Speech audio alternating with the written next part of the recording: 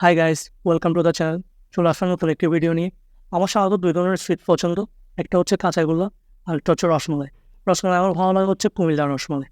তো আমি যখন ঢাকা যাই, আসার সময় আমি সবসময় 2-3 কেজি ওরকম রসমালাই নিয়ে আসি। দেন ওগুলো ফ্রিজে রেখে ঠান্ডা করে দেন খাই।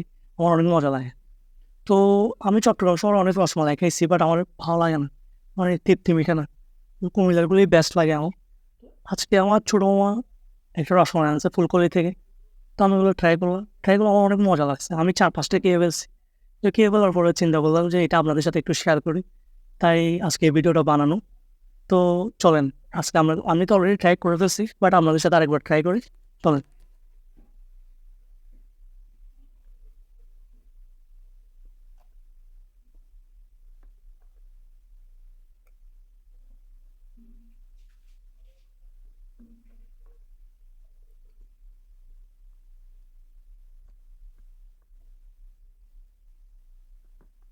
গাইস, অনেক বেশি মজা।